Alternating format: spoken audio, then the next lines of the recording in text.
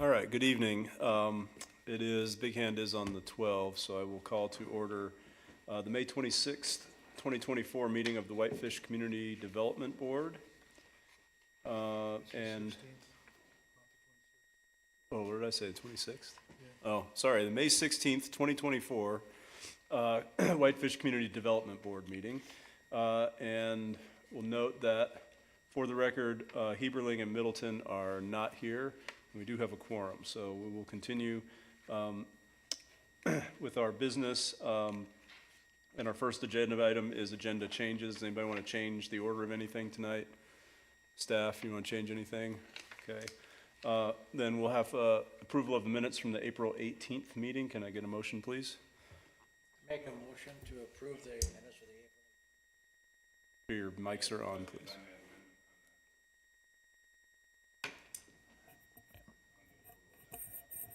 There is not public discussion on the approval of the minutes. If you have communication about other items that are not on the agenda, you can bring those up in just a second.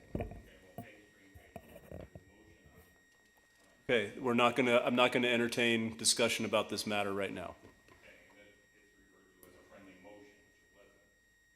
Okay, I'm not going to entertain discussion about this matter right now.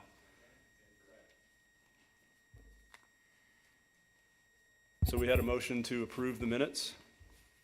I'll second. Okay, it's moved and seconded. Any discussion about the minutes? Okay, those in favor, raise your hand. Approved, like sign, and the motion passes unanimously. Now is the time for communications from the public for items not on the agenda. If you have something that's not on the agenda that you would like to discuss, you can come up and make those comments now.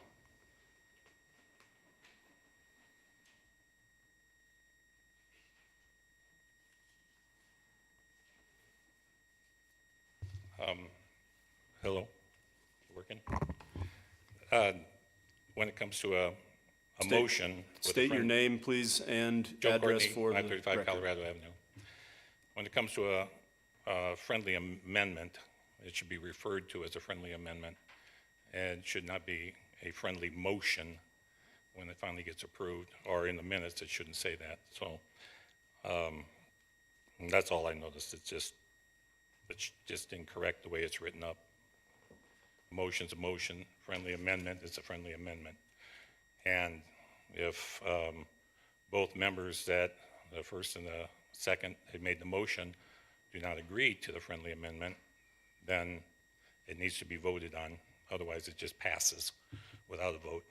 So I don't know how you do that. I'm seeing more and more, on another item, I'm seeing more and more changes to what used to be a 35-foot limit for buildings. Now we've got some 45-foot in the town, and more requests for 45 feet and 40 feet. And I think next thing we'll know, maybe we'll be at 100 feet in a few more years.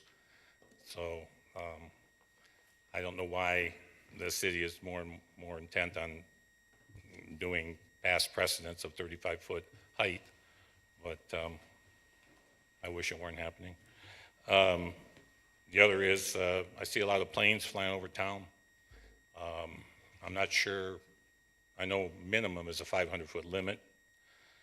Certain incorporated cities actually have a 1,000-foot limit. And so the 500 is still a problem flying over Whitefish, and 1,000 would be more appropriate, and I'm not sure that it isn't standard, but I've seen a lot of small planes flying really low over town with no enforcement at all. So I wish somebody would look into it, and even though it may not be our jurisdiction, the state of Montana does have that jurisdiction over that, enforcing it, so thank you. Thanks, Joe. Yeah, I certainly understand your concerns, and we can look into it and we'll find out who would be responsible for that, but I would assume it's the FAA. And it's not our police department because we don't have any aircraft. At least I don't think we do we? Our fire chief and our police our police chief are not here tonight to comment on that. Okay, anybody else for items not on the agenda tonight? Okay, we will move on to unfinished business, of which we have none, which brings us to our first of 3 public hearings tonight, which is WPUD 24-01, our first PUD of the year. A request by Whitefish Facility LLC for a planned unit development to expand the existing assisted living building with 80 independent living units and develop multifamily building with 44 units. This is Wendy. All right, good evening. So again, this is a request to expand the springs out there by the hospital. Just as a little background, because it's been going on for so long, the Riverside at Whitefish Neighborhood Plan was approved by the council back in 1999. This property is part of that. As far as it has all these different types of housing and open space, and then the senior assisted living area was identified with that neighborhood plan. It's within Area 2 and was always intended to be developed as kind of a senior living area. In '99, the area was zoned to WR4 with a PUD overlay. And part of the reasoning for that PUD overlay is because they didn't really know how it was going to be developed. So the PUD requires that all future development in Area 2 be further developed with a PUD, and they also limited the total number of units in the assisted living area to 150. Over the years, PUDs have come before you folks and the city council for approval. The original one was approved for 48 units in 2000 and was subsequently constructed. There were some other PUDs approved in 2004 and 2011 for 35 units approved, but only 18 were built, and then an additional 8 memory care units along with some building remodel occurred. So today, they're requesting to add on to the existing structure and build 80 independent living units and develop a separate age-restricted multifamily building with 44 units on the south part of the property, which is about 5.5 acres. They're going to take 4 units in the existing building and convert them to 8 memory care units, which means that they'll be taking out the kitchens and they'll be a little bit smaller facilities. The new building will be located along the easterly portion of the property, kind of overlooking that pond. And then the multifamily building will be located in the southwest corner of River Lakes Parkway and Hospital Way. River Lakes Parkway wraps around the property on both the west and the south sides of the project. They're proposing a new access off the west of the property and the south, and then the existing access that's closer to the existing building will remain. For whatever reason, no frontage improvements were installed with that whole development there. So as part of the project, they're going to be installing a 10-foot wide shared use path along the entire River Lakes Parkway. It'll connect to the existing shared use path to the north and to the east, and they'll also put in street trees and street lights and finish out those frontage improvements. The existing emergency access around the north and east side of the project, which has also served as kind of a shared use path for bicyclists, will remain, but it will be used for service vehicles, emergency access, and some staff parking. Off-street parking for the units will be located in the center of the project for a total of 254 spaces. There are open space areas planned throughout the project, including landscaped areas, a garden, pickleball court, dog park, a large patio space near the building, and the total open space equals 40%. They are requesting an amendment to that original PUD, which identified 150 units, so that was Ordinance 99-9, Section 3, and they'd like to change that from 150 units to 202, which is what they're proposing today. They're also requesting 2 zoning deviations. One is to the maximum building height. They're requesting to go up to 44 feet for the independent living building, just to provide some design flexibility for the roofs. In '99, when the council approved, I think the original 48 units, they did grant them an exception to go up to 36.6 for the peaks of those buildings over there. They're also requesting a deviation to install 8 bicycle parking spaces. They know who their residents are. They know what kind of parking that they need for bicycle. So that's what their request is. The standard would require 31 parking spaces for bicycles. In exchange for those 2 zoning deviations, the applicant is proposing to build that 10-foot wide shared use path along the entire frontage of River Lakes Parkway, that would connect again to the north and to the east. This is a missing link for this neighborhood, and I put a photo in my staff report showing someone walking in the street because that path isn't there. So I think it is really needed, and it's also been identified in the Connect Whitefish plan as a missing link. So the new shared use path will be the primary pedestrian and bicycle circulation for the development and provide connections to the rest of the neighborhood and to the hospital. The property is at 1501 River Lakes Parkway. It's undeveloped, again, zone WR4 with a PUD overlay. It has residential to the north, the hospital to the west, Smithfields to the south, and a city park to the east. It is served by all public services and facilities. We noticed adjacent landowners. We didn't receive any comments on this project. We review PUDs according to the criteria in the zoning regulations. The first one is about environmentally sensitive areas. There aren't any located within the boundary of this property. There is a storm facility that serves the Lakes neighborhood to the east of here, and it likely was a pond or wetland before it became a stormwater facility. So it has a 15-foot setback, but that's being met off-site. No wildlife assessment was submitted. This is an infill type project. Fish, Wildlife, and Parks was notified of the project, and we didn't receive any comments from them.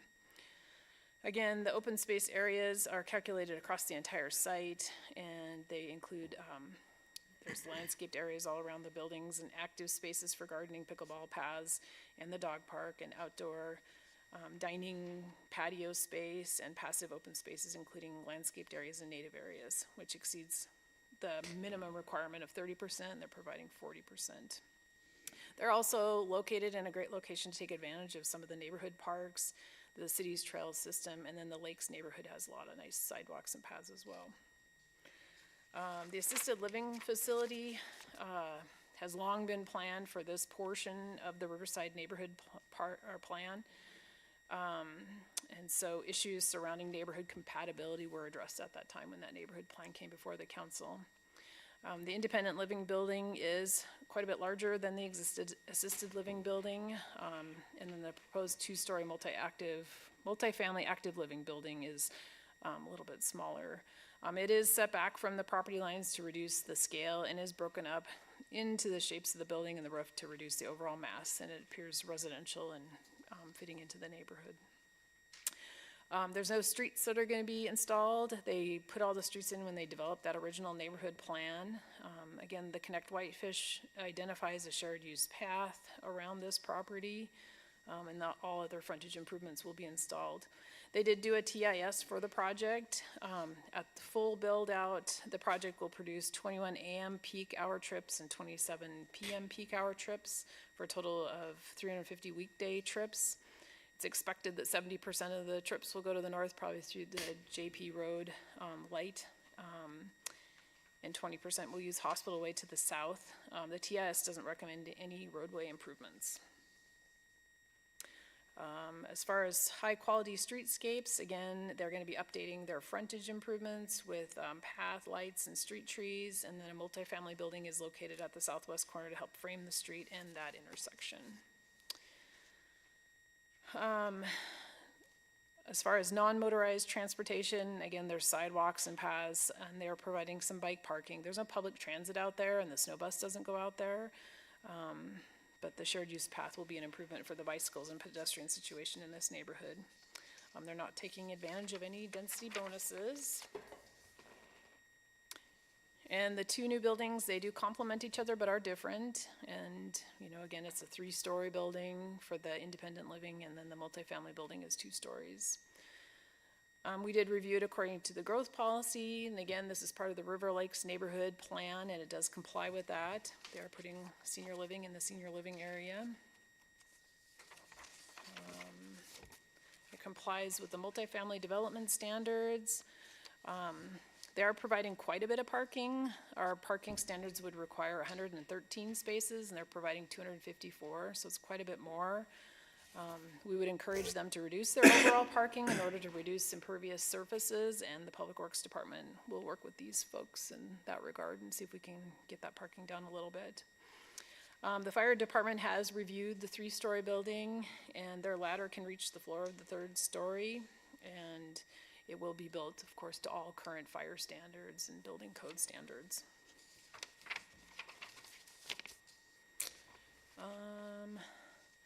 So as far as an evaluation of amending that ordinance 99-9, which limited the density to 150 units, and they're asking for 202, which is 52 more than what the, that 99, ordinance 99-9 established. However, the zoning is WR4, and under the WR4, they could have up to 371. So what they're proposing is, you know, quite a bit less than that.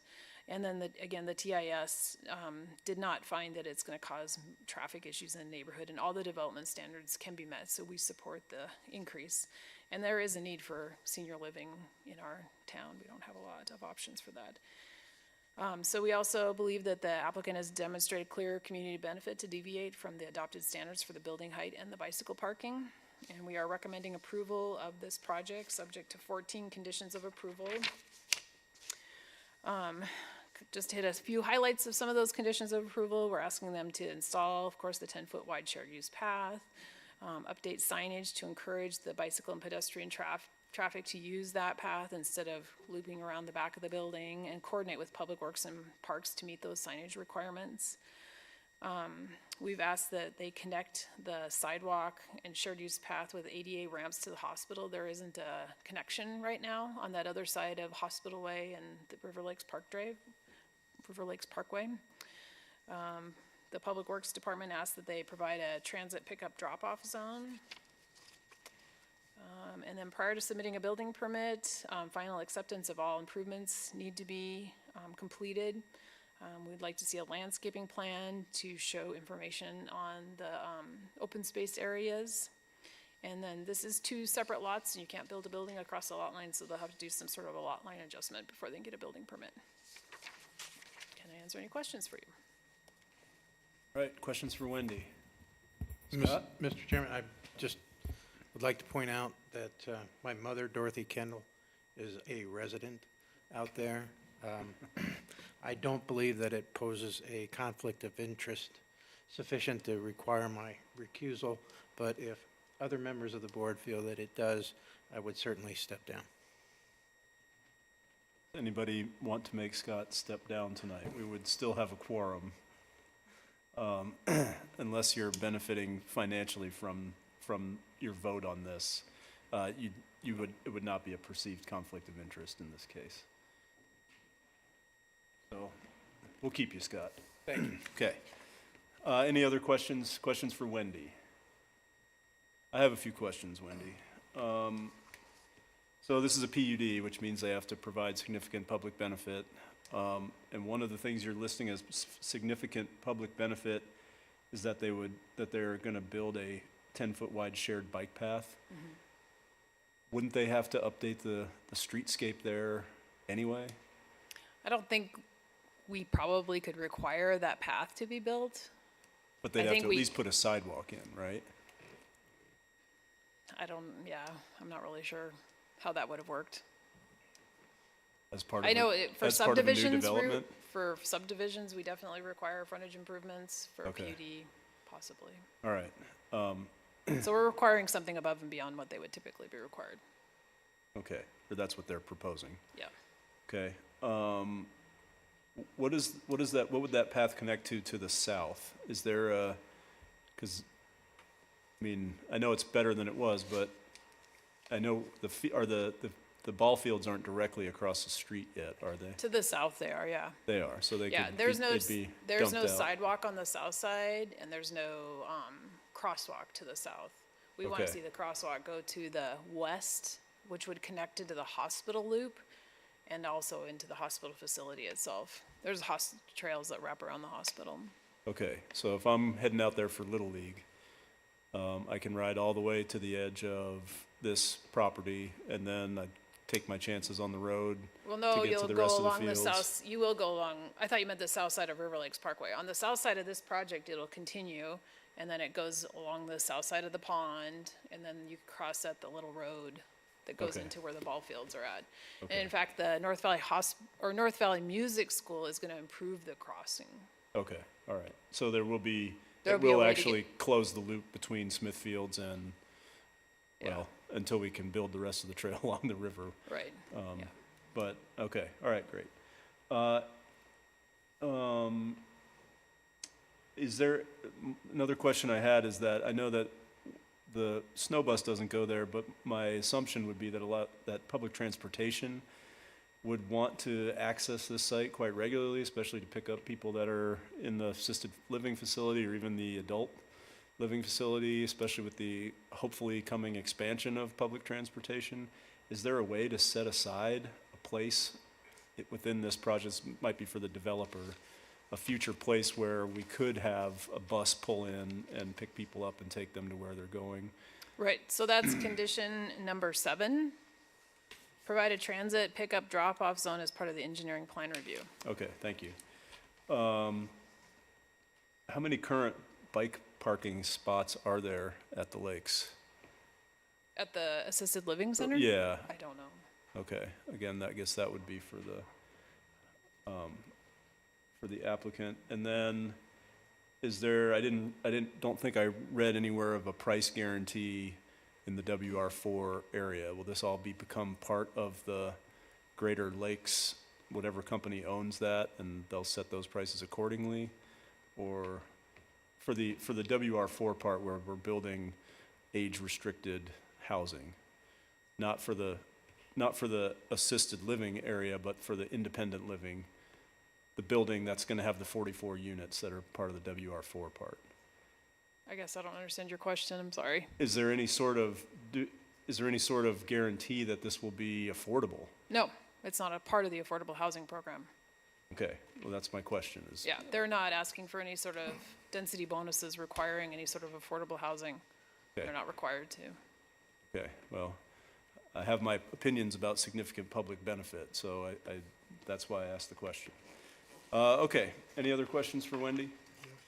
Okay, go ahead, Toby. I noticed on their diagram of the place, page 53, all the parking is in front of the building. Isn't there some sort of regulation that new buildings and businesses have the parking behind? Right, so this is a corner lot. Dave and I had quite a bit of discussion about this. So the front of the lot is River Lakes Parkway, the south side. And the standard is you can have no more than 30% of the frontage be in parking, and the south side is considered the front for that standard. So what you're seeing, all the parking, is actually a side. Not in front, technically. Yeah, so it's sort of a technicality that it's out front, but we're not calling that the front of the building, we're calling that the side. Well, for zoning purposes, it's considered a side. And then I have a little issue with the 8 bike parking places. Granted, anyone that's living out there may not be riding a bike around too much, but nevertheless, their family may be. Toby, just a point of order, let's save our concerns for Right. when we do our discussion, but if you have a question for Okay. Wendy about it, this would be the time to ask. No, my question was just regarding the parking. Okay. Any other questions for Wendy? Okay, we'll open the public hearing and we'll hear from the applicant first. Is there someone from the applicant's team who would like to speak?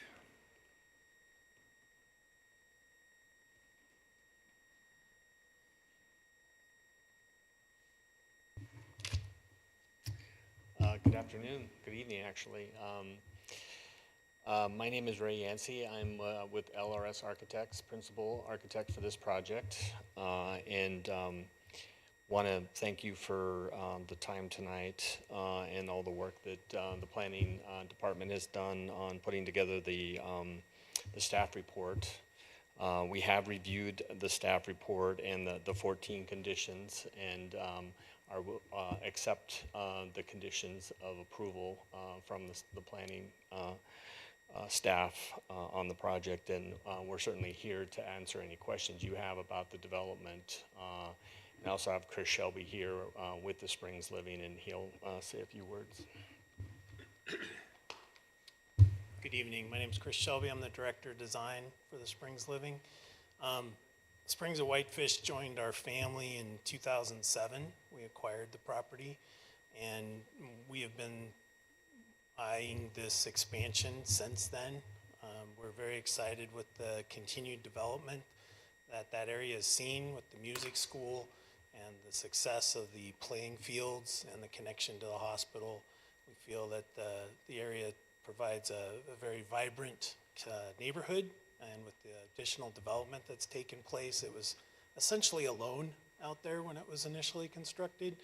And we feel that this expansion of the independent living and the active adult is going to be very beneficial to the community. So if you have any questions through your discussion, I'm here to answer those.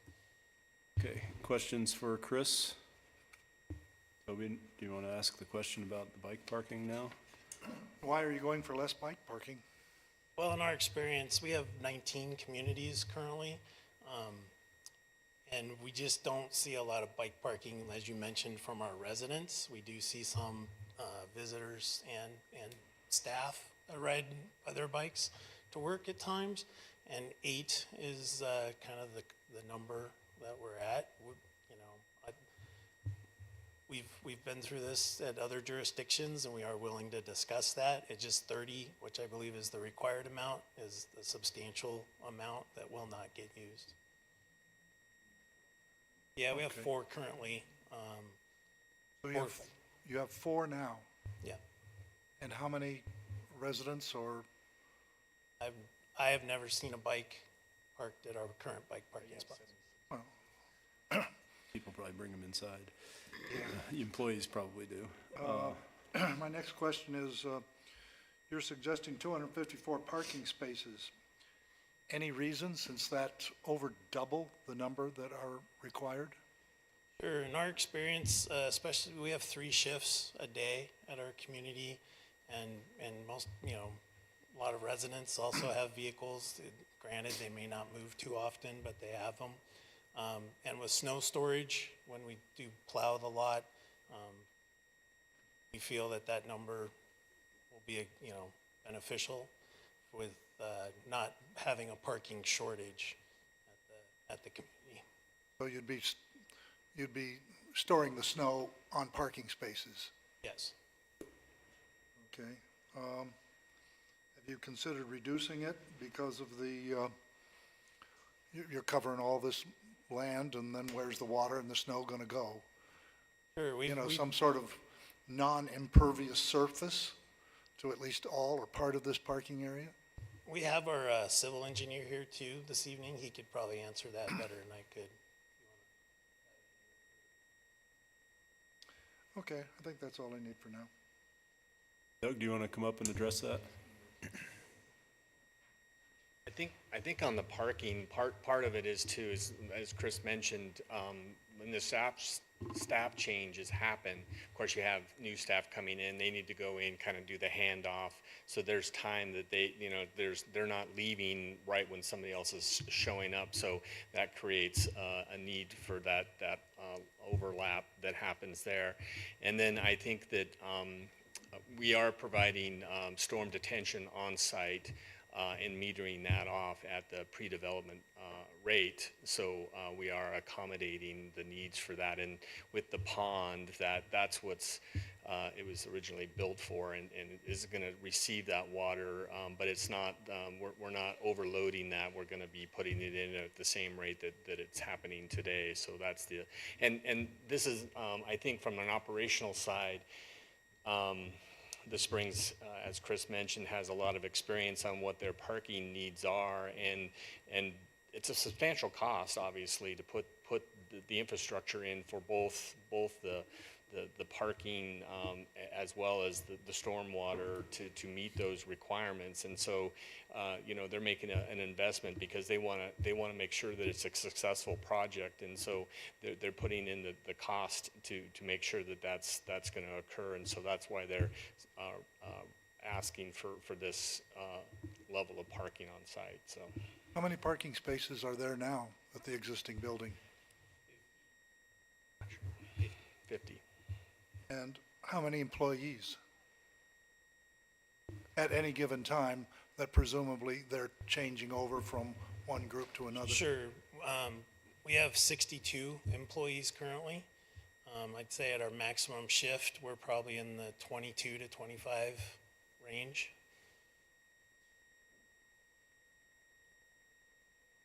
And how many additional employees do you anticipate with this new expansion? With this new expansion, we'll be over 100 employees at this location.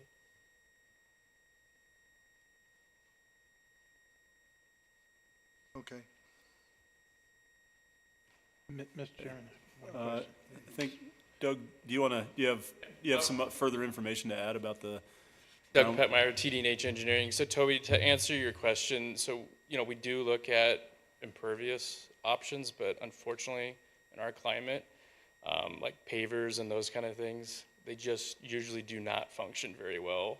They might start out functioning well, but over time, when we're sanding parking lots and that kind of thing, they usually get plugged up and they're not as effective. And then the other problem we have is just our lovely Whitefish clay soils.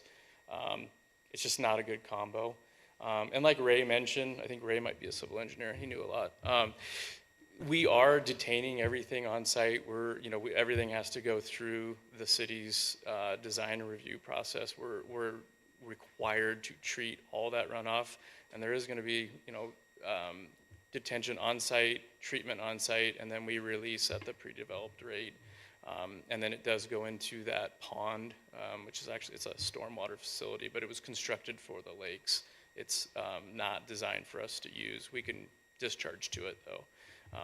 So I don't know if I answered all your questions. I'm just thinking, I'm curious as to what they do in Stockholm, Oslo. I have can go weather check too. it if you would like. No. I've been there. I've been there many times. And they don't pave over with asphalt or concrete. But I also don't know what their soils are. I would suspect they're probably not clay. All right. So, and unfortunately, you can't force water to go into the ground. So, Okay. Okay, thanks, Doug. yep, you bet. And I will just, Toby, there is, recommendation number 2, or condition number 2 is that prior to any ground disturbing activities, they have to work out their whole plan with Public Works. So if Public Works comes back and says, that's too much impervious surface, they're gonna have to figure out how to make it less. Did you have a question? I did for Sorry.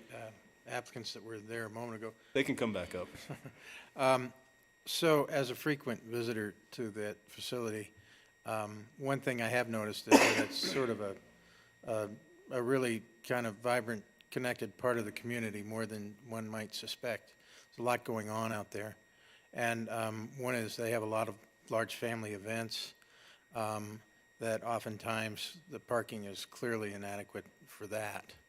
And so there is a lot of overflow onto the areas surrounding that are currently undeveloped. But I was just wondering if that was part of the reason why the parking was maybe apparently a little larger than what would be necessary for just employees. Sure, we obviously have holiday traffic and event traffic as well, which is also factored into that. It can be very frustrating for a family member to come try to visit and not be able to find a location to park. This configuration also allows us to stipulate staff parking away from the building and keep parking closer to the building for residents and visitors. Okay, I'm not done with you guys yet either, so you can stay for a minute. Does anybody else have questions before I ask? Okay, I do wonder if you'll find that your parking lot fills up at times when you don't want it to fill up, especially if people see all that parking there. That's not my greater concern. My other concern that I have is I'd like you to tell me a little bit more about this active living section, the 44 units that are going to be developed under the WR4 part of this project. Yeah, this active adult is a emerging sector of multifamily housing throughout the country. It's age restricted. It's senior living without the level of services you may see in the main building. It's largely resident-driven activity. So it does have a small activity area that they can utilize. And then they can also potentially utilize the amenities in the main building. So it's like-minded and similar-aged individuals, living in a community where, there may not be students or, other, distractions or that type of thing in the building. So, and that's really what we're striving to have as a complement to the continuum of care next door. And so how does someone get into that? And what do you do to control the cost of these apartments? So we haven't set the rates. They're typically similar to market rate in the area. And since there's no amenities or services offered, that's typically where they land. Okay, so these are gonna be 44 market rate units. Yes. What is the age restriction gonna be? I believe it's 55 and over. Okay. Okay. Thank you. Any other questions for the team here? No? Okay, thanks. All right, we will open the public hearing now, and if you'd like to comment on this proposal, please come up and state your name and address for the record and let us know what you have to say. Okay, if no one's gonna come up, then we will, okay. Joe Courtney, 535 Colorado Avenue. This is another height limit thing that's going to be raised, apparently.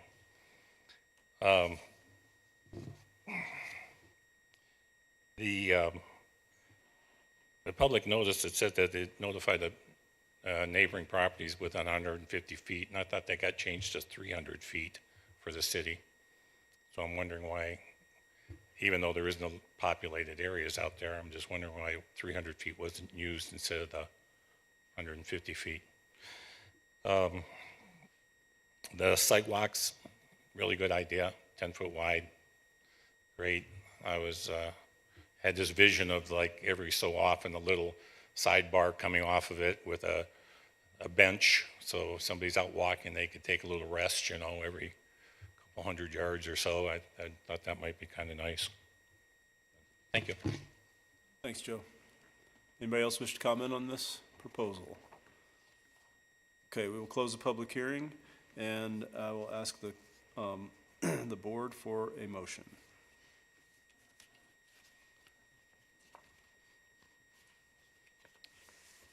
I'll make a motion to recommend WPUD 2401 for approval with the conditions as listed. I'll second. Okay, it's moved and seconded. Any further discussion?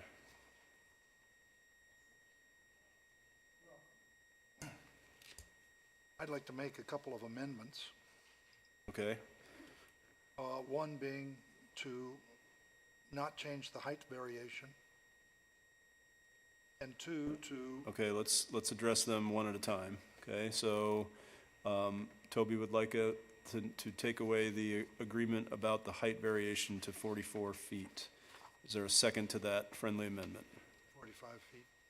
45. Okay, that fails for lack of a second. Okay. And I would like to make an amendment to increase the bike parking by a half a dozen spaces anyway, whether or not they're currently used. Okay, so you'd like. I'll second. Okay, so by half a dozen, let's be a little more. 6. In Okay, other words, so what would the total be? 8 and 6, I think that's 14. Well, currently it's set at 12, so it's down from 31 to 12. Do you want, No, I thought it was 8. they currently have 8, I think is what he said. They currently have 4, they're adding 8 more to 12, so that's the total is 12. So do All you right, want then, 16 or 18? 16. 16, okay. Is that okay with you, Scott? Okay. Sure. You want to speak to your motion?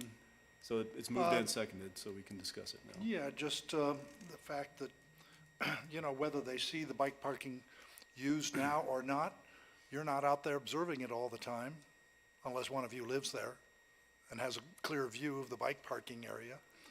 And we're trying to encourage multimodal transportation in Whitefish.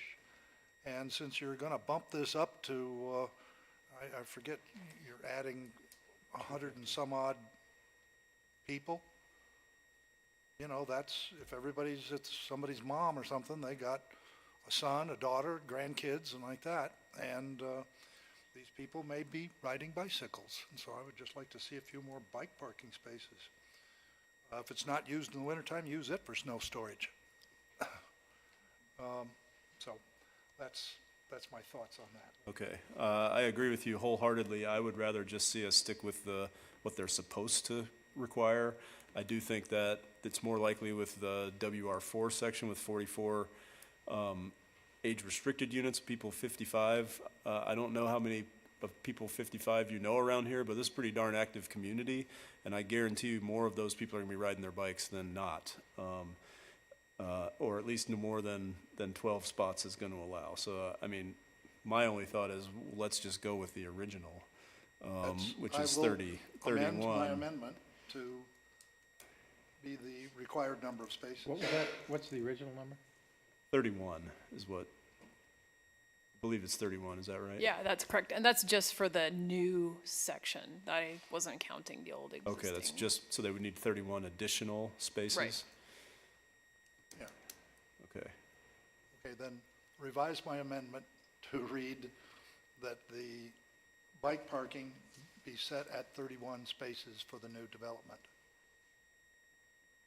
I'll Is that- renew my second. okay. So those are renewed. To make it up to 31 new spaces would be, I think is how we would put that. Yes. I would qualify that potentially those could take up a couple of the extra parking places that are there somehow. At least that's my thought on that. Scott, do you want to talk to since you're the Well, second? My thought being that if we are completing the trail system out there, certainly it might not be just residents that would be using that.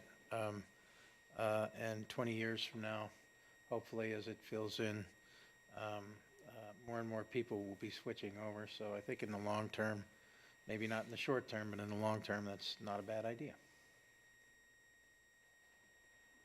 Okay, any other discussion about the amendment? Okay, those in favor, raise your hand.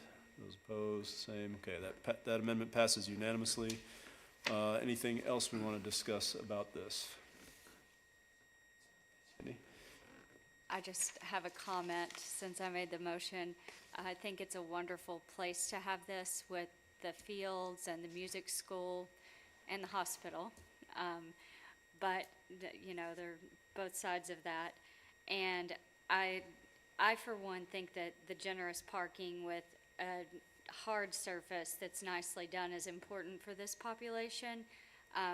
With mobility issues and, you know, if people are biking, you want a nice parking lot and you want every spot to be the same as the next, no matter where somebody parks.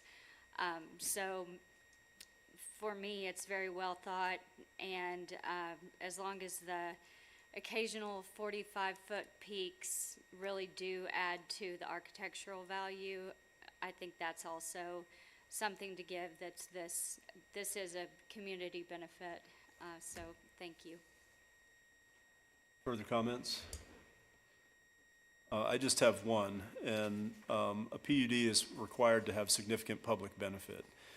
There is a significant public benefit to expanding our assisted living capabilities in Whitefish, and for that reason, I will vote for this. But I do not think that it's fair to say that we're going to allow a WR4 building 44 units without a single guarantee of any affordability in that area, especially for people in the 55 and above age range. I do think that I I can't, it's hard for me to explain how adamant I am about this, especially for people in this age range. And I think you squeak under the line with providing more assisted living, because we don't have that in town. But I sure would like to see some guarantee of some percentage of affordable, deed-restricted affordable units in that building that could be managed by the Whitefish Housing Authority in some manner, or at least a guarantee that some of those will remain affordable to certain people that would live there. And that's just in the active living area. So, go ahead, Toby. On Steve's comment, I agree in that once upon a time, we had a, granted, voluntary legacy homes policy of 10%. And it would be nice to see 10% of your active living places, because these are people that are going to be on limited income, perhaps limited mobility. That's why they're moving out there. But if they can't afford to move out there, then where are they going to go? Okay, further comments? I'd just like to echo what you both just said, wholeheartedly. Okay. Does anybody want to make any other amendments then? Assuming that we can't make an amendment to require? Yeah. No. Okay, all right. All right, we'll move forward then. Those in favor of this proposal, raise your hand. Those opposed? Okay, it does pass unanimously. Thank you, gentlemen. I hope you take those words into consideration, please. All right, our next agenda item is WCUP 24-05, request by Bill McKinney on behalf of the state of Montana Department of Transportation on a conditional use permit to expand the Whitefish Airport with an airplane hangar. This one is Nelson. Good evening. Yeah, so like you said, the Whitefish Airport, first of all, is mainly in the county, but there are this little over 4 acres that is in the city limits, and this it's right by the dog park. So that access road you use to get in the dog park, that is state property that the Parks Department has an easement on for public to use to access the dog park. Yes, so it's located, so it's 1761 East 2nd Street. So the conditional use permit is a request to expand the airport use by building an airplane hangar. The proposed hangar is 5,400 square feet, and they're also proposing a 400 square foot e-bike rental, which would be an accessory use to the airport, with the idea that you can fly in and rent a bike and go into town that way. There are a couple existing sheds on the property, storage sheds. There is also a Whitefish Airport sign that was been installed recently. It is Zone WA, which is our agricultural zone, in which airports are a conditional use, and so that's why expanding the airport requires a conditional use permit. Yep, the property is 4.214 acres. Again, the Montana Department of Transportation Aeronautics Division owns the property. It is being rented by the applicant. The adjacent land uses are to the north is rural residential in the county, the railroad, and then the park is to the south and west, and the more rural residential to the east in the county. So the airport, it has a mixed growth policy designation. The part that is in the city, that is Zone WA, has a rural designation. The rest of the airport, which is the majority of the airstrip, has a rural residential designation. As far as utilities go, they are planning on hooking up electricity and natural gas. They don't quite have access to sewer. It's close by, but not in direct access to the property. A notice is mailed to adjacent landowners, advisory agencies, and published in the Whitefish Pilot. I received one comment at the time of the report, and I received a couple after. But the one comment was expressed concerns of noise from additional air traffic that could be incentivized by having a hangar, parking concerns, and possible blocked views of the mountains. So review and findings of fact. So as far as growth policy compliance, it has this property has a rural designation where the hangar would be built, which is consistent with the WA zoning on the property, as airports are a conditional use. So finding one is the proposed use complies with growth policy designation, as it is being developed in accordance with the WA zoning. As far as compliance with regulations, the property is a flag lot because it is accessed, the street frontage is an access road. So there's 15-foot setbacks on all property lines. The plan submitted meets this requirement and will be confirmed at time of building permit. The maximum allowed is 35 feet. The height of the proposed building is 23 feet, and again will be confirmed at time of building permit. As far as lot coverages, so in the WA zone for lots larger than 2 acres, the lot coverage is 10%, and then this would put them at 3.29% for this property with the hangar. So the project complies with the zoning regulations, as all standards are being met, or will be met with conditions of approval, and this will be reviewed at time of building permit. So site suitability, access again is off of the existing access road off East 2nd Street. That is used to access the dog park. The fire marshal will review the building plan and ensure all emergency standards are being met. That will be done at time of building permit. There are no environmental hazards or constraints. There's no floodplain or wetlands in the area where the project is. So the project is suitable for the site because there's usable land area. As access, proposed access will meet emergency standards and there are no environmental constraints. As far as the quality and functionality, the zoning regulations do not have a minimum standard for airport uses. It's not it's not like Glacier International Airport. So it's not there's not anticipated parking constraints that you would have in a larger airport, and so no commercial overnight parking is allowed in the Parks Department. So there's already no overnight parking sign posted on the gate to the airport. So that will be a condition of approval just to solidify that fact. Again, there's no open space requirement, but it does have that 10% lot coverage limit, which it's meeting. And at 10% on the property would be, yeah, it would limit the property to 36,000 square feet of development with that lot coverage. They're not applying for fencing. Landscaping will review at a time of building permit to they'll need to meet the new landscaping regulations. There's no more proposed signage. Again, natural gas, electricity are being proposed.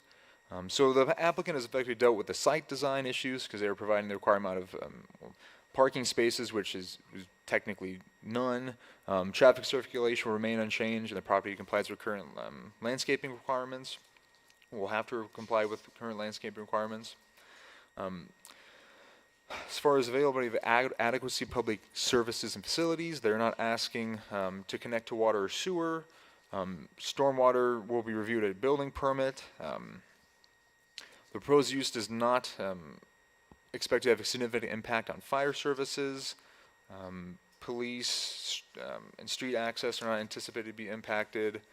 So public services and facilities are adequate and available because municipal water and sewer can serve the project.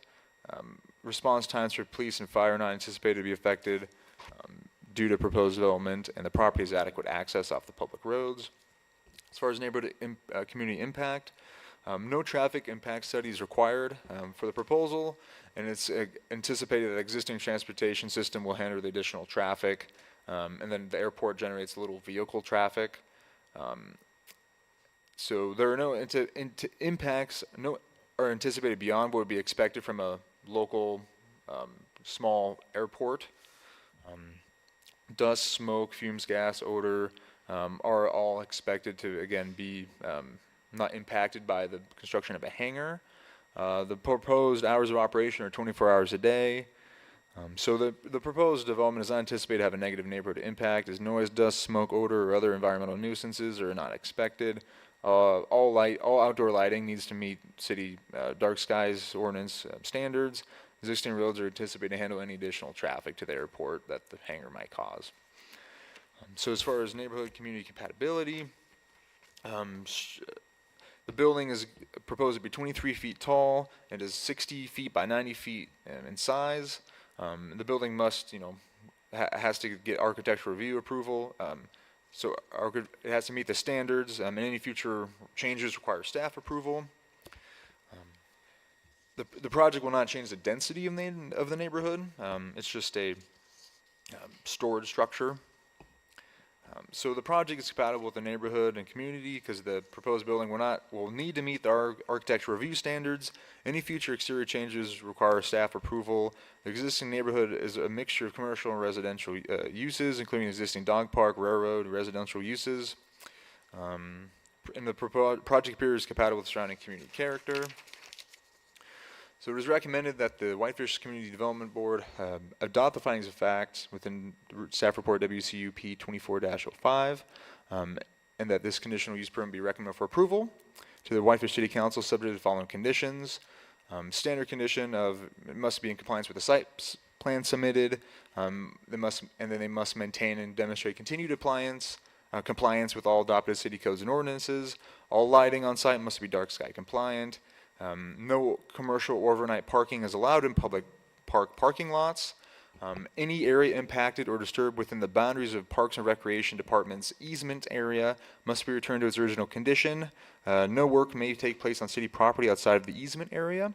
That is part of a easement that the city has with the state. So essentially any work done, for example, for utilities getting electric or gas would need to just be repaired by the applicant. And then the conditional use permit is valid for 18 months and shall terminate unless the commencement of the authorized activity has begun. Okay, thanks, Nelson. Questions for Nelson? Go ahead, Toby. On your staff report, page 3, there's a picture of a large green area called Parks and Recreation. This is all owned by the city? Yes, so that is the WAG Dog Park and then the Armory, kind of the Armory facility as well. And the light blue area with a dot in it, that's the proposed area of this hangar? No, so that is the Armory. So the red arrow points to, it is kind of confusing. Points to a very light blue area with a dot in it. Oh, that is light blue, okay. Yep, so that is the property where the air hangar is proposed, yes. And then I take it that the dotted purple line is the city limits? Correct, so that's where you can see where. So the runway is actually not in the city? Correct, just the very end of the runway is in the city, but the majority of it is in the county. And so this is actually on Parks and Recreation city property? No, so this is on state property, and then it's parks, and so the city has an easement to use it to access the dog park, essentially. So the city doesn't own it, the state does. So that little light blue area in the corner is owned by the state? Correct. And we have no jurisdiction over it other than an easement? It's in the city. So that part is in city limits, it is owned by the state, and is subject to our zoning, because it is in the city limits. The part of the airport not in city limits is that goes to the county as far as zoning. Right. Okay. And there's no overnight parking out there? Correct. Oh, so there's no overnight parking on the Parks Department parking lot. So there are 60 spaces on the WAG Dog Park. Yeah, I And know. so there's not overnight parking allowed on the park. And so in this proposed hangar area, they could park overnight? Correct. Okay, Question. all right, that's enough for now. Okay, go ahead, Scott. So is this school trust land then that's leased by the applicant or by the I don't understand. Yeah, so maybe the applicants can speak a little bit better to that, but it is owned by Montana Department of Transportation. And then there, I have the aeronautics administrator's signature on the application, and then the applicant is the leasee. Wait till we open the public Yep. hearing before we answer questions. We'll ask you plenty of questions, I'm sure. Okay, thank you. We'll get there. Anything else for Nelson Yes, first? Nelson, I understand that the fire marshal has approved this building. So the fire marshal will review the building permit as well. It's already been to site review, and he didn't have any additional comments besides that it just needs to meet the fire code and the building code. So when this comes as a building permit, the building official will review it for compliance with the building code, and then the fire marshal will also review the application to make sure it meets all the fire code. But at site review, there was no conditions were needed to be added at this point in time, because the fire code and the other applicable building codes would cover all of the issues. Well, I guess what I need to get clarification on is that there's no mention of fire suppression or drainage of toxic waste or hazmat issues, no holding area, and no sewer. Those are real Yep. important facts to consider when you're putting a hangar in there with airplanes in it. And I'm not an expert on the building code, but that's when it would be reviewed at time of building permit to make sure that all of those, all of those factors are, approved. So I don't know what the building code specifications are for airport hangars, but that's what will need to be met, and that's what would be reviewed by the building official when the building permit is submitted. Thank you. Other questions for Nelson? Did you get everything you needed, Scott, Whitney? I think so. Okay, I'm confused about what services currently service the site. So Does it have water and sewer out there? no. So there's sewer nearby. They're not connecting to it. They're not putting in restrooms. They're just putting electric and natural gas. So they're gonna have people flying their planes in, parking them in a hangar, and there's no restroom there? Correct. not Not gonna be a on the restroom. property, or not on this parcel, yeah. Okay, okay, all right. And then you mentioned something about, so I'm trying to wrap my head around the parking. So part of the parking for the dog park is on city property, and some of it's used through an easement on state land, is that correct? So the easement is on the state's property to get to the dog park. Once you're in the dog park, that is city property. And so there are 60 parking spaces on city property, and that's where you can't park overnight, because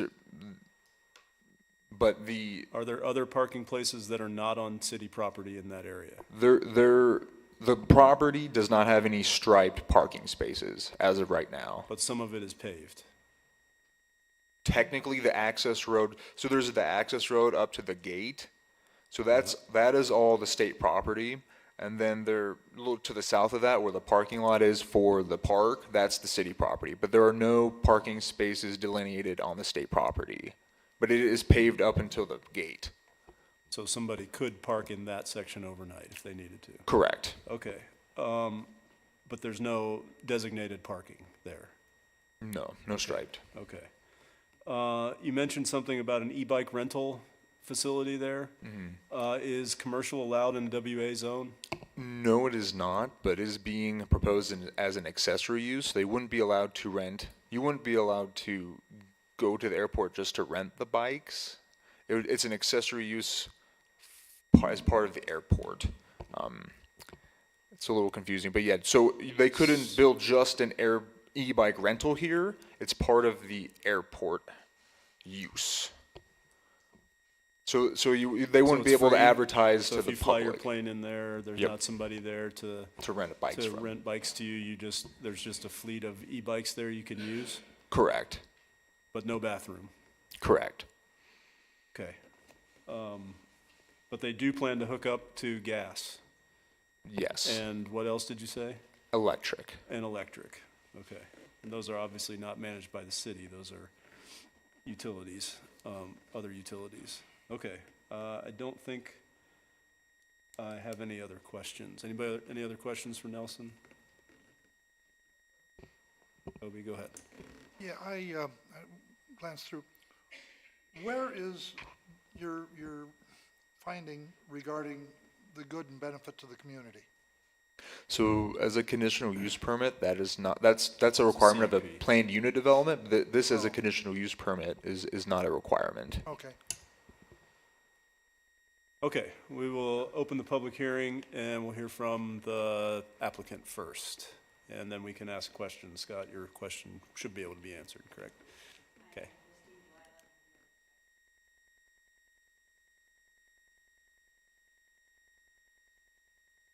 Okay, thanks, Christine. Scott, your question?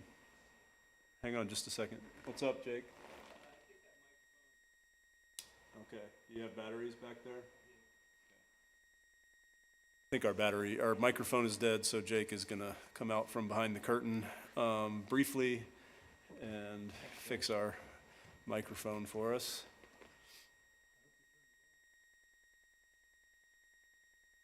I think it probably dies. I think. Turns off when the batteries are. Jake's a pro. There is a switch on it. Yeah. Batteries don't last very long in that thing.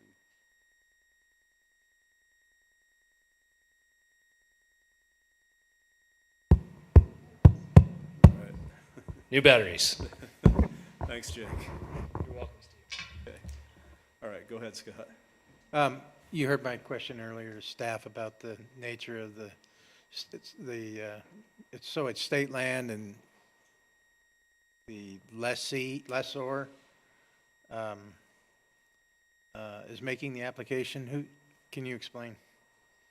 So it's the state of Montana Department of Transportation Aeronautics Division.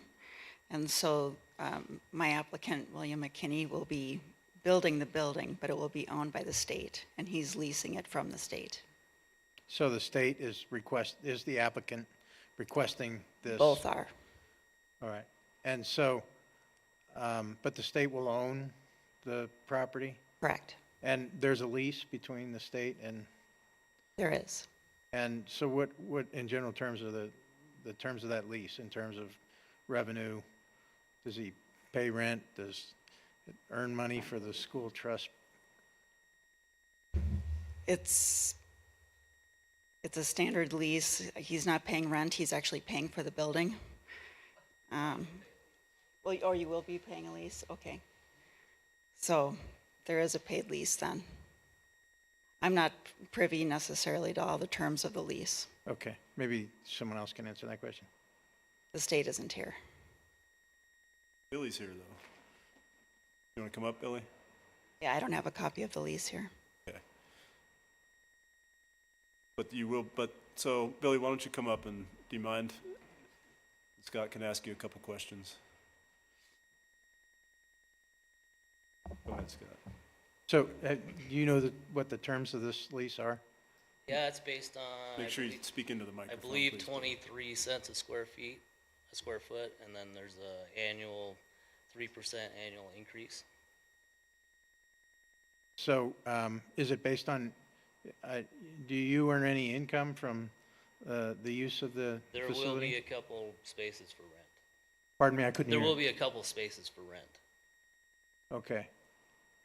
So, are you a pilot? And will you be storing a plane on that facility? Yes. And will you be paying anything for that to the state? I'll be paying. Billy, make sure you speak into the mic, please. Just the lease for the building Okay. and So- the building itself. So in my mind, when I think of state lands and leases, I think of, the cabins on, surrounding the lakes, right? And there'll be a term of years for that. And there are terms about, in the lease, about what the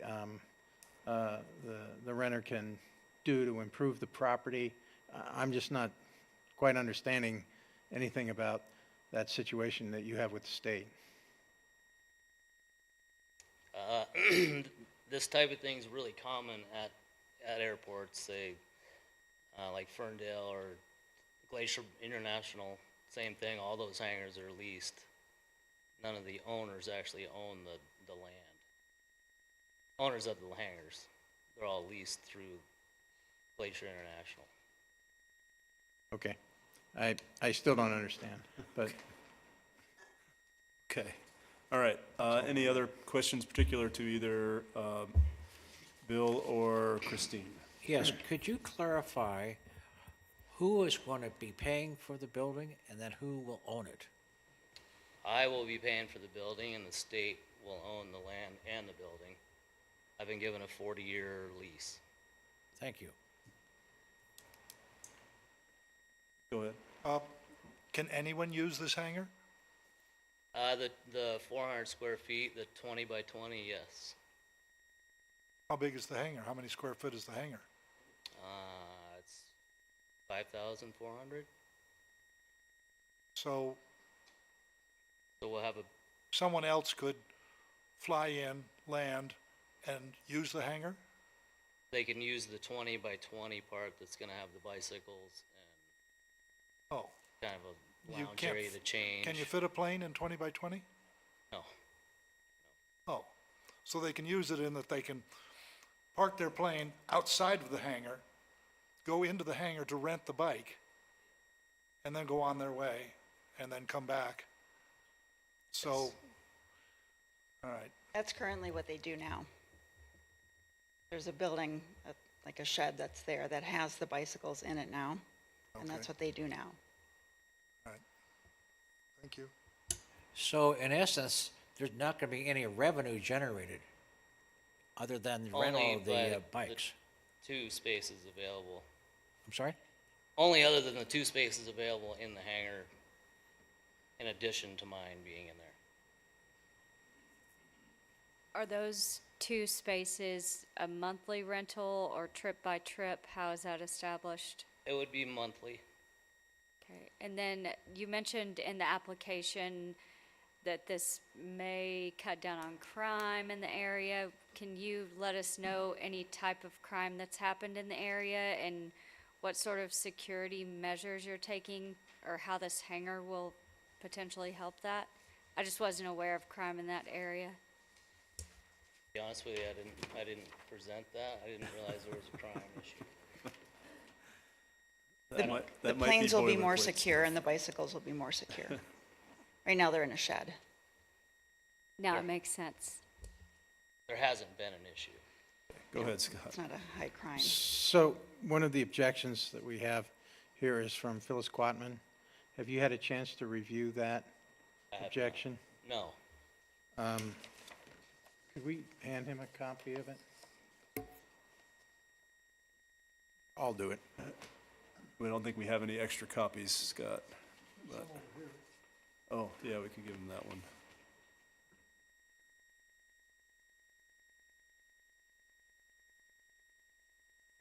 Okay. My glasses. Okay. Community Development Board members.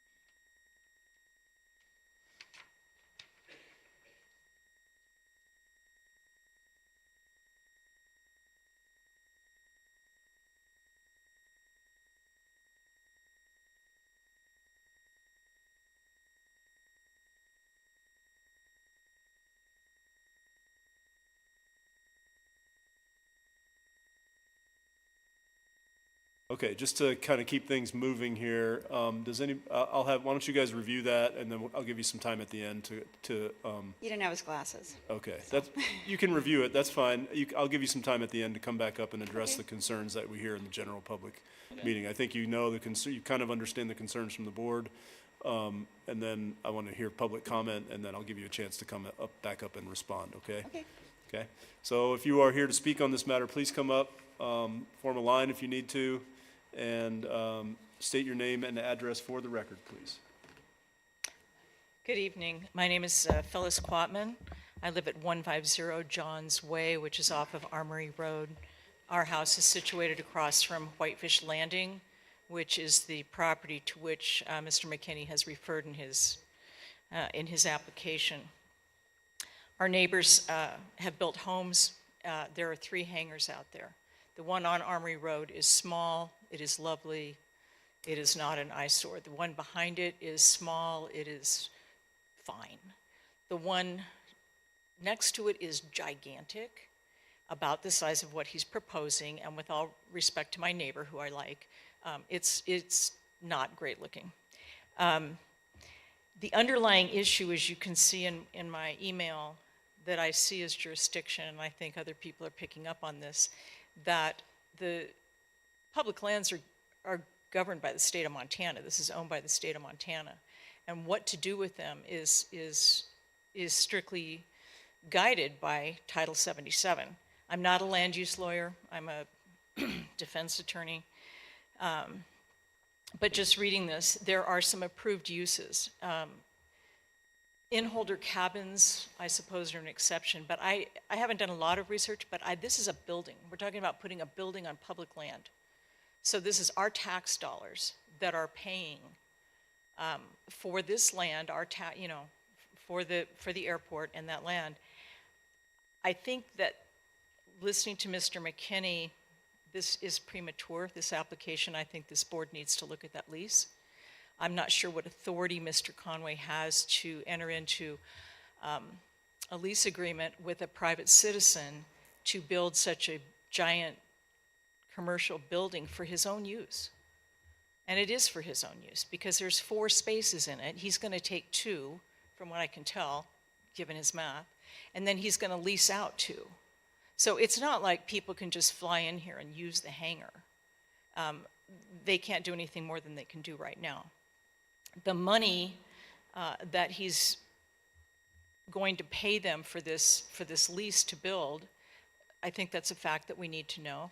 We also need to know as a public, as taxpayers and citizens of Whitefish, like who gets to determine who gets a space in that hangar? If the state owns it, is the state going to run it? Is the state going to determine the spaces and who gets to rent them? Is the state going to collect the money? Who's going to insure it?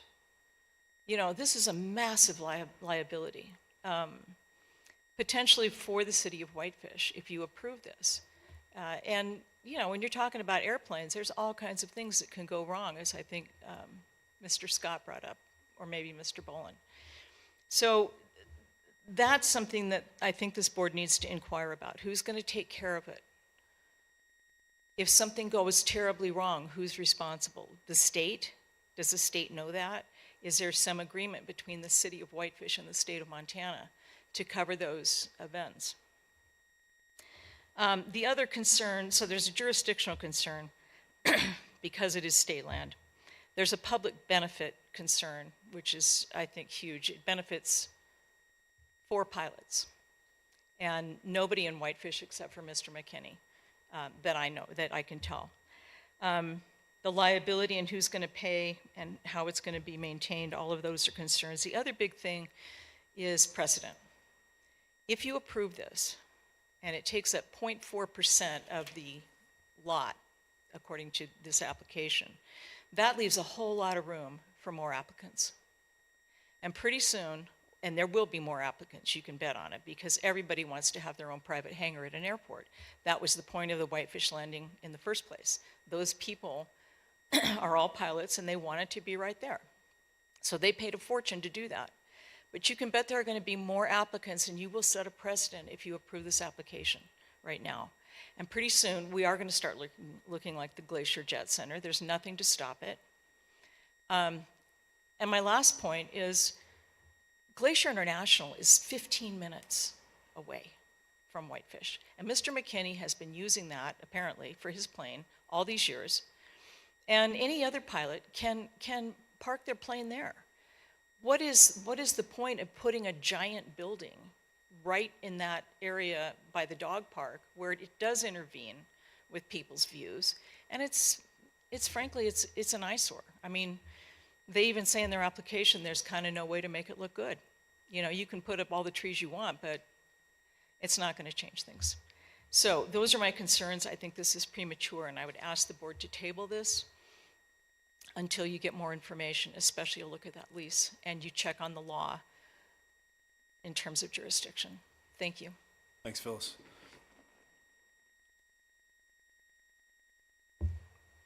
Hello, my name is James Dodkin. I live at 1750 East Lakeshore Drive. I also own the lot next to the Armory on the airstrip. Is the closest private lot to this proposed development. I'm part of the pilot community in the Valley, as is Billy, an outstanding member of the pilot community. However, I do have to voice some questions publicly about this project. And it centers on two things. The negative overall environmental impact on both views and sound, and I'll drill down into those, and that there is currently not zoned for actually, there's no wording in the zoning for a hangar. It is ag land, and there is an agricultural building, but actually there is no mention at all of a hangar. Now, going back to my first, the views. The residents haven't even enjoyed one summer of the park being finished yet, and this proposal puts a 35-foot tall, 5,800 square foot building directly between the park and the view of the big mountain. Now, on the upper third of the park, this will make it a restricted view. Where the path, the north end of the park has just been finished, it will completely block the view. Therefore, overall, I feel that height of the building should be considered to be lowered to as practical lowest height as possible. I'm currently designing a hangar at 441 Armory Road, directly next door. It is 16 feet high. It doesn't need to be 35 foot high directly next to the park. So that's one extreme, 35 foot is the other extreme. The sound. This is a large hangar. This is not a private hangar, a commercial hangar. It's for multiple planes, as the application says, which means that we are approving a commercial enterprise here. I think that while individual planes will come in and pay rent by the month, most planes are owned by a business entity for various reasons. So ultimately, it's a commercial building we're putting in here. I think that the size of the hangar is disproportionate to the size of the airstrip. A 50-foot door can house, or a 14-foot high door can house some mighty large planes. And without restricting what is going in there, it opens up to larger style of airplanes, which are louder. For example, you have piston airplanes that currently fly in and out. Larger airplanes are jet engines turning propeller, a turboprop.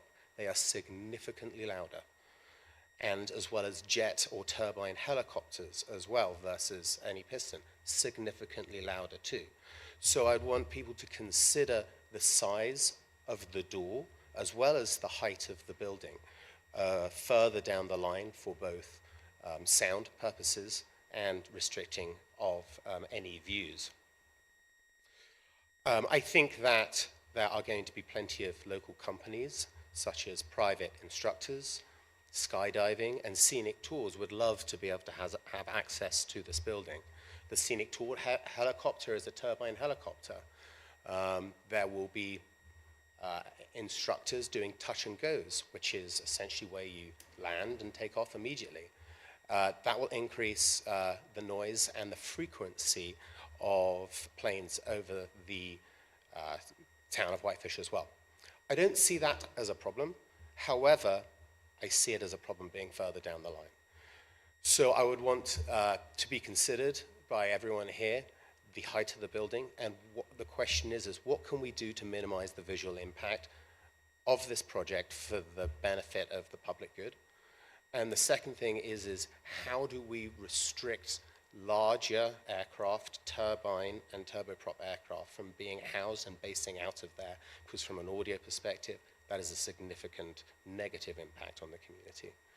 Again, I do feel that this application should ultimately pass eventually, with the caveat that absolutely everything should be done to restrict the views and the potential negative impacts of sound from larger planes later on. Thank you. Thanks, James. Howdy, my name is Greg Velazza. I live at 150 Dodger Lane. I bought my house in 2016, and I'll just warn you, I'm not very articulate about these things, just a homeowner. But I own 4 acres that are adjacent to the Parks and Recreation property across from the Army building. And my neighbor, Robert Horn, we kind of dog park buddies, he's a neighbor of mine. He kind of addressed his concerns to me about this, so he warned me to pay attention to this.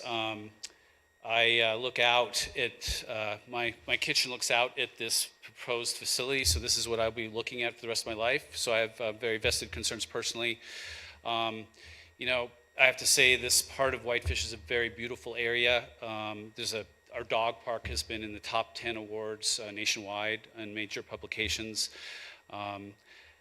There's it's just a special place. We all come together here. I'm concerned if we build this thing kind of without taking kind of, due diligence in what this means to our community, that we're going to kind of pay that price over time. I actually, listening to this whole thing, did not understand why we're building this at all. I think Mrs. Quatman finally explained it into terms I could understand. I just don't understand what the need is or how this serves our community. I live in a place where these planes from my neighbors fly over my house. They buzz my house all the time, and that's okay if it's a couple a day, but I have concerns where this is going. Is the next step paving this runway? I just don't understand what the long-term plan for this airport is. I will point out that although it feels very rural out there, all these little dots here are homeowners. These are my neighbors, and if we're going to be increasing this airport, these are all Whitefish taxpayers. We have a great community and neighborhood out there. I'm very concerned that we're going to be changing the whole nature of that area. I just don't understand from this proposal what this all means. And I just kind of wanted to express my concerns here. My neighbor Bob wrote you guys a letter, the Whitefish Community Development Board. I hope you got this. He had a lot of concerns, and I know he's very active with you guys. A lot of these things really registered with me, which is, there's no bathroom in this plan, there's no plumbing. There's just a lot of things here that don't seem to, in my mind, connect the dots for a successful plan here.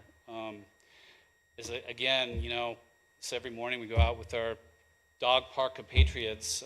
Not that the people at the dog park should rule the town, but we have a great community here, and it's where all parts of our community come together there. I wouldn't want to wreck that. I also just concerned about all my neighbors here. So, thanks for your time. Thanks, Greg.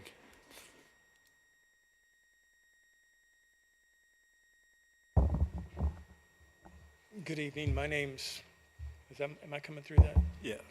My name is John Wilson. My wife Margie and I live at 1725 East 2nd Street, about 1,000 feet east of this.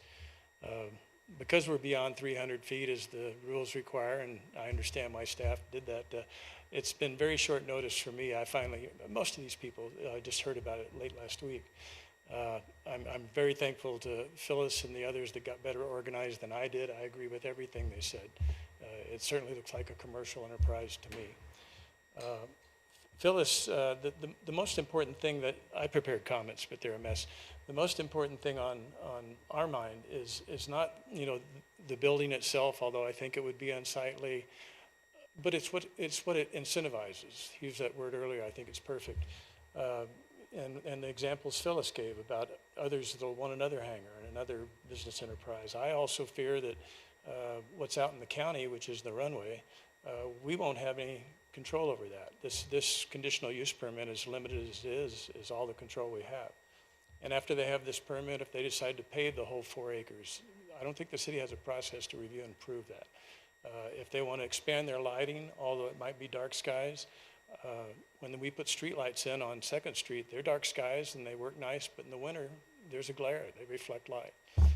And I can certainly imagine people that are used to nicer facilities in other places will see this improvement, say, oh, look, this is great. And once there's attention to it, it'll be like, well, wouldn't it be nice to have runway lights? Or all these other airports have paved runways, why don't we have that? I watched conflicts when I worked for the city of Kalispell in the 90s with that airport south of the city expanding and the neighborhood doing all they could to try to limit that. But it was so far along that they didn't have a chance. You know, we've got a grass runway there that fits the character of this town, and I would like to see us keep it that way. But at the very least, I would hope you'd table this so you know, you can study the issues more, check out this lease, find out about that. But I'd like more time to prepare my thoughts too, perhaps work with staff to see if there's some way besides a CUP or a different angle on a CUP to control some of these things. Thank you. Thanks, John. Sorry I wasn't standing on the sciatic, kind of hurts. Wow. Again, getting back to the Sorry, Joe, if you'd just state your name again. Joe Courtney, Thank you. 535 Colorado Avenue. Getting back to the height restrictions, 500 feet minimum for most private, well, airports like Whitefish has. As a municipality, I honestly believe that we actually probably fall within a 1,000-foot restriction on keeping your height above the city. If you use a rangefinder, from time to time, you can point it at an aircraft and you can find that they do fall under the 500 feet quite often when they're flying over town. There are, I've seen at least 2 different companies that advertise for a business of flying individuals into town and out of town for whatever they want to do here, recreate or whatever. So there are probably more businesses that are listed publicly for people to also fly into town. So I didn't know if you knew that or not, but there are. And as was already mentioned, there is already property next door with private hangars adjacent to the airport. And you mentioned 3, I think it was. Yeah, and there'll probably be more down the road if it can get by that way.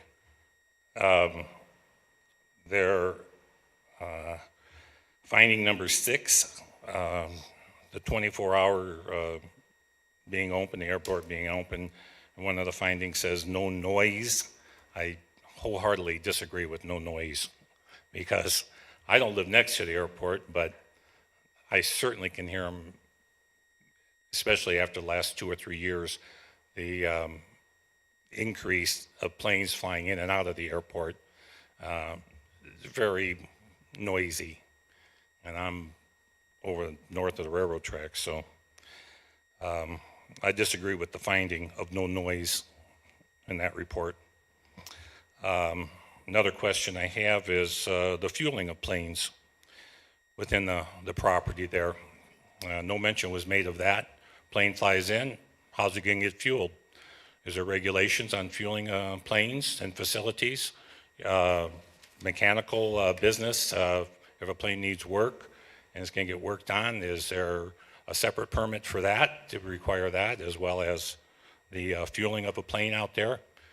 I don't know what the regulations are on that, but I certainly wouldn't want to end up with a gas spill in the property that either gets the city notified or not to clean up. I think that with most airports, there are, at the ends of the airport, there's a certain amount of clearance in case the plane runs off the runway. that hasn't even been brought up. And there should definitely be clearances on both ends of the airport in case there is some reason that airplane does not stop. It's not going to crash into something that's built right next to the airport or on the ends of the airport. And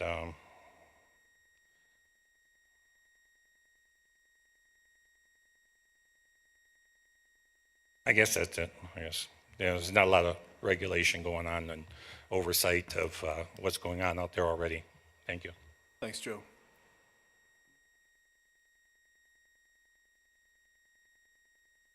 Sheldon Douglas, 1750 2nd Street East. My concern is about the location of this building in relation to the end of the runway and possible accidents at the end of the runway. So December 23rd of last year at 8 o'clock in the morning, there was a yellow plane that, that flipped upside down. And you know, it was allowed to flip upside down in a nice, easy path because there was no big building in the way. But it landed very close to where this building would be placed. And so had that plane crashed in a different way and had that building been there, I'm concerned that perhaps it could have been a different outcome. And so, and since it's, you know, it's a state building, I'm just concerned about the liability with that for any crashes at all. So anyway, thanks. Great. Thanks, Sheldon. Any other public comment tonight? Okay, I'll invite the applicant back up if you want to address any of those comments and concerns that were brought up. I think one clarification is that I think somebody stated that the building is 35 feet tall. It's 23 feet tall. The maximum height in Whitefish is 35, so we're 13 feet lower than the maximum height. So I just wanted to clarify that point. Also, this is already a working, functioning airport, so the hangar is an accessory use to this airport, so there are already flights taking off and on throughout the day, throughout the night, already at this location. So this isn't a new use. So it's an existing use for a new proposed hangar. And as I think other people have mentioned, that there's already a few other hangars that are in this vicinity. So it's a building of a like type, similar type to this. I think you brought up a point about the bathroom or about the facilities. Currently there is no bathroom there. Everybody's, even the people that patron the dog park, use the ball pitch bathrooms that are adjacent to this. So the dog park itself doesn't have facilities. Even when they've made improvements, they've not been required to make accommodations for bathrooms, even considering the number of patrons that are at the dog park daily. This has a far less significant population and people using it, so I don't see how that's really any different consideration. So that's, I don't know what else Okay. to answer. All right. Any further questions for Christine? You mentioned other hangars in the area. Are those on private land or They are. also on the state land? They're on private land, There are none on the state land that you know of? not that I know of. And are any of those private ones for rent to other planes or commercially? Or are That I they don't just know. used by the private owner? They may rent spaces out, I'm not sure. Okay, thank you. Billy, do you know? Okay. You would know. I'm currently renting space out of one of the private hangars there now. So I'm currently on the airfield, Okay, on a, and I rent from him.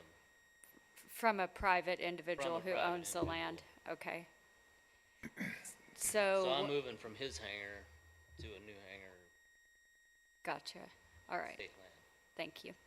My proposed idea. And then as far as the lease is concerned, I believe the city might have a copy of the lease or a portion of the lease. It was requested at application. Submitted a whole I lease. don't, but we can provide you a lease. Okay. Toby, question? I don't know whether either of you know any of the answers to this question, but, or questions. Where will the pilots park if they fly in and are staying overnight? Will they park on the state property or? Well, they're flying their airplane in. Billy, you're taking gonna a have to speak, bicycle. you're gonna have to step up to the mic, Billy, because. They'd be flying their airplanes in, and they'd park their airplanes out on the tie-down area. Yeah, And then they could take an electric bicycle into town to go and then to rent a a car hotel whatever or from there. dinner. Okay, so you suspect that there will be no car parking Well, on the airport their overnight? vehicle is an airplane. They can't drive their car and their plane to town. They can't bring their car Well, I with didn't their know whether they plane. might have someone come out to the airport, park a vehicle there. So Yeah. when they land, they can get in their car and leave. Gotcha. And then they go out and go, oh, well, I'm gonna go out on a little joyride that's gonna take me 2 days, so I'm leaving the car at the airport. Yeah. No, I hear you, and there's a, I believe the state's got a 60-foot wide easement that the city uses to access the dog park, and that Yeah. 60-foot easement goes right to the gate Yeah, I know where at it the goes. tie-down area. I've been out to the dog park. But they aren't, the spaces aren't delineated. Yeah. Will you be using this hangar year-round? Yes. So you have skids on your plane that, or skis on I your do plane? not, but the plane will stay there. Oh, so you'll just park it for the winter season? We're able to fly out of there in the winter also. Oh, okay. And I'm curious about the airport out there, if you are familiar with it. How big a plane could land at the Whitefish Airport? Simply single engine, or would a twin engine plane be Yeah, able you to can, land? twins can land there, light twin. Would a jet be able to land there? Turbine-powered propeller has, yes. Okay. Is there any proposal to pave the runway out there at some future point, There is not that I'm aware of. or extend it? No. Okay. Let's just remember that we are focused on this application, not what could happen in the future. We do need to keep that in mind. We're not interested, at least myself, is not interested in paving it or lighting it. I have a question for you. Who manages this e-bike thing currently? There are no e-bikes out there now. Oh, there aren't out there now. There's older mechanical powered bicycles in the shed. Okay. And who manages those? Nobody. They've got flat tires, and They're just there as there's a bike pump in in case somebody wants to Yeah. ride a bike into town. But Yeah, your they're- proposal is to add this feature to the hangar. there. We'd like to add 4 bikes, and it'd be a setup where you could. I haven't finalized it yet, but you could put your credit card in it, unlocks the bicycle, charging station. So it is a commercial sort of use there. Yeah, I mean, Somebody's making money off of it. it's That's how I define commercial. Okay, all a right. big money maker, but yeah. I understand, but it changes the use. It does. Okay, any other questions for Christina? Okay, Scott, go ahead. So, as I understand it, the applicant here is the State of Montana Department of Transportation, is that correct? And myself. Well, so is there anybody here from the state tonight to talk about this? There is not. Why not? We didn't know they were requested to be here.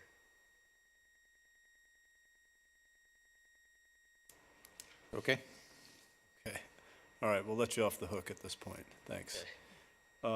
Typically, James, you get one shot at this. I know that. I see you up. If you have something really substantive to add, or if you're going to talk, we need to, because there are people watching online.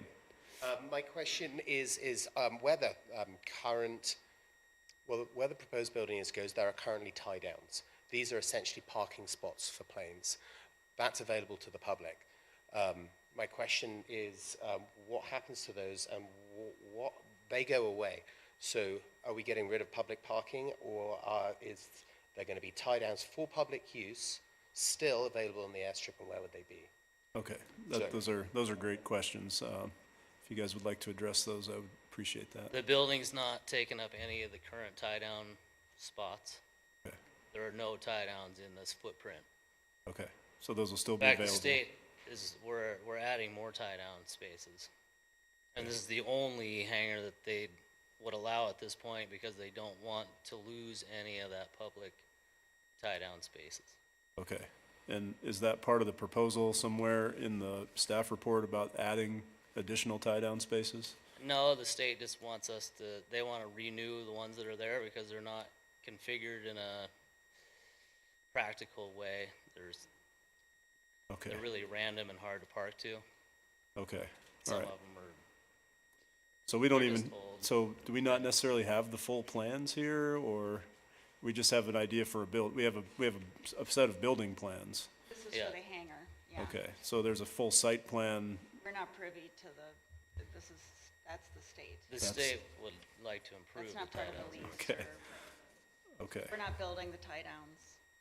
You're not, okay, you're just building the I building suppose that would be another question for the state, yes. or for you guys. Yeah, okay. All right, any final questions for, okay, thanks. You can have a seat now. Appreciate your sticking it out. Okay, last final comments. My name is Jack Quatman.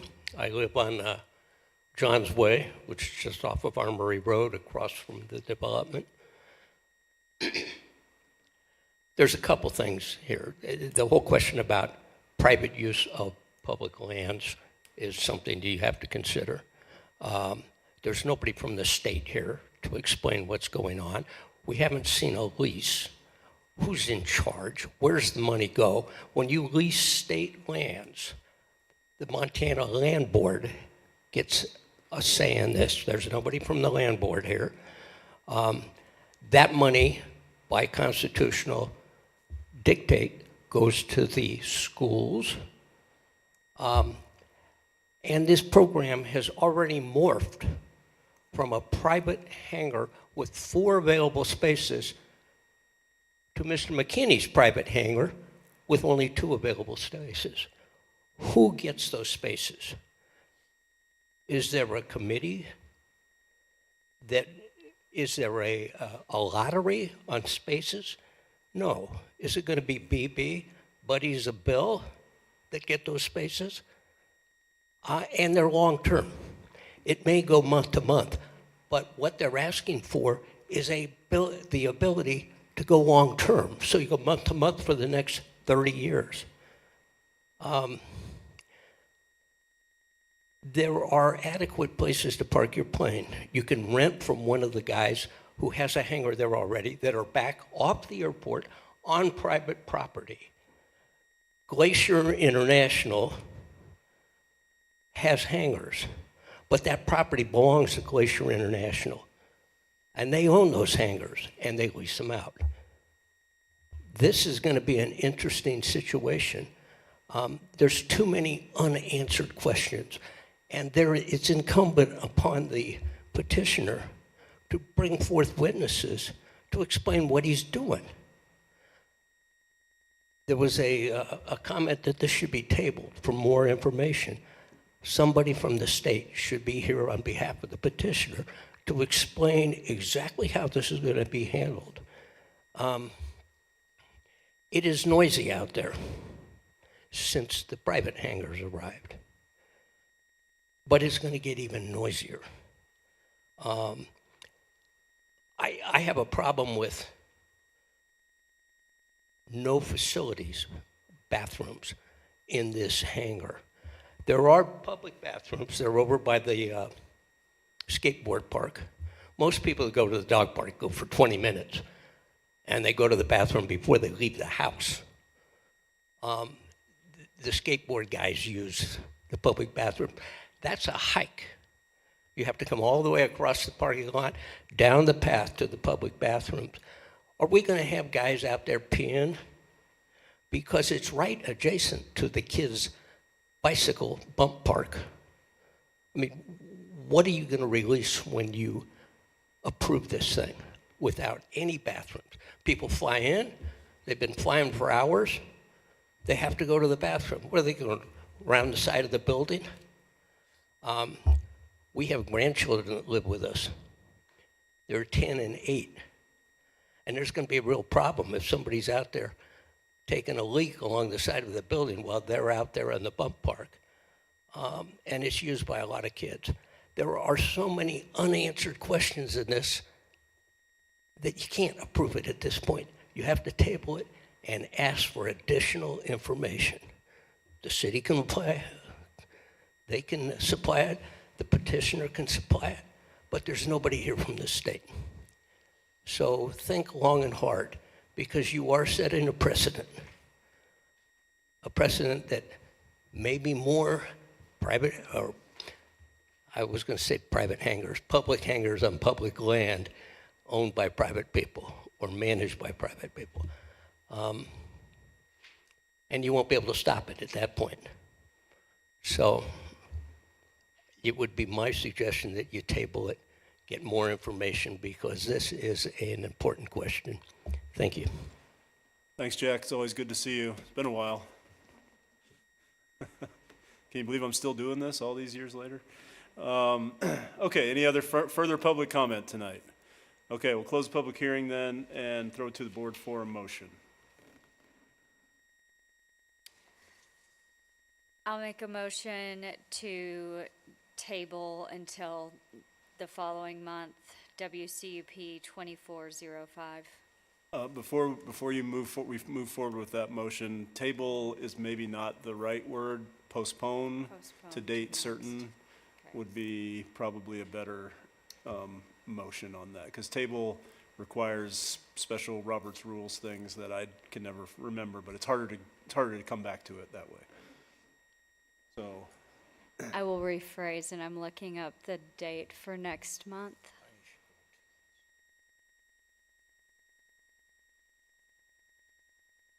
But also, I'd like to know what we have coming up next month, if it's a very, not much on the agenda. Okay. the June 20th would be our next meeting. So I will move to postpone to the certain date of June 20th, WCUP 24-05. Second. Okay, moved in second. I have a couple questions for Nelson really quick. Has Angie weighed in on this at all, our city attorney? No. Okay. Does she know the implications of this between state law and municipal law, or? No, there was no reason for her to look at it at this point, because this is just for, that's outside of, all of that legal stuff is kind of outside the scope of this conditional use permit as far as just, allowing them to build an airplane hangar. So yeah, she is not privy to this. Okay, all right, thanks. And I'm trying to understand WA. I looked it up, our agricultural zoning. It allows airports, but it doesn't specifically say anything about hangars. Do we have a definition of what an airport is? In general, we look at, an airport, what are the typical uses at an airport? Like typical accessory uses would be hangars, would be vehicle rentals, would be anything typically associated with an airport, are the types of things that would be allowed with an airport use.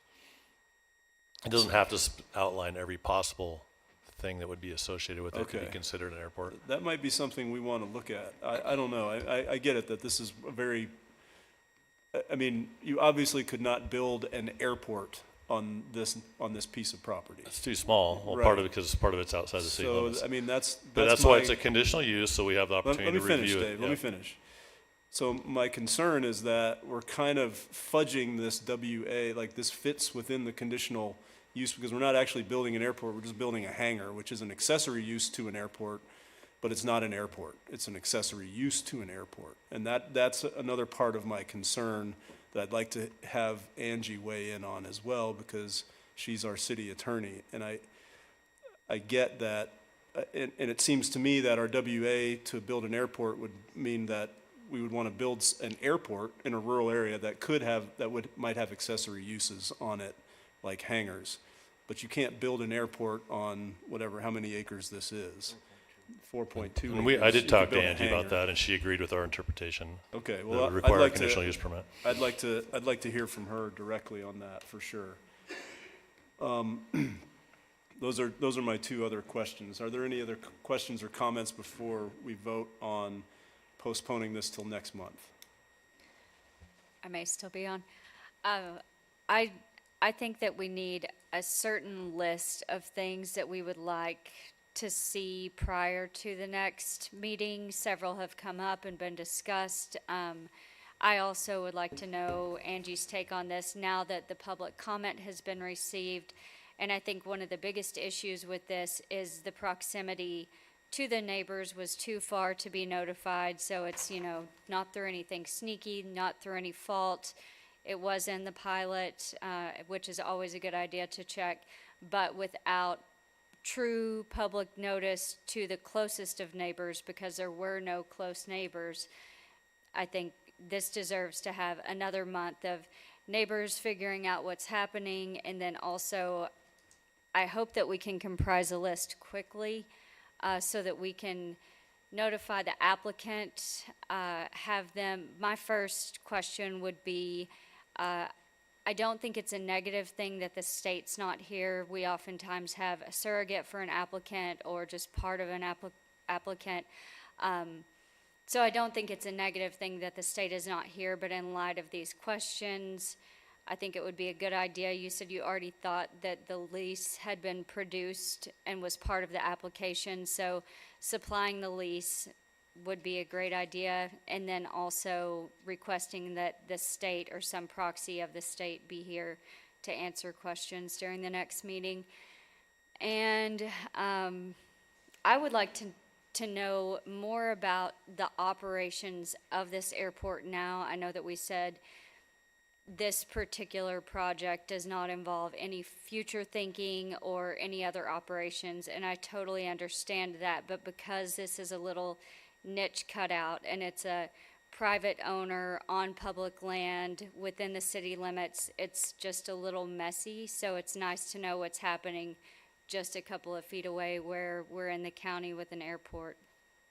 So those are my list of Okay. wants. Nelson, do you have those, since this is your Yeah, deal I here? do not have. But I'm just asking you to write down the concerns that you can come back with at our next meeting, so that we have answers to those things.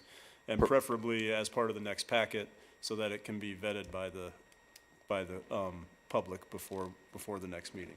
Let's just go down the line. Toby, do you have any other things that you would like, questions you would like answered that are pertinent to this topic?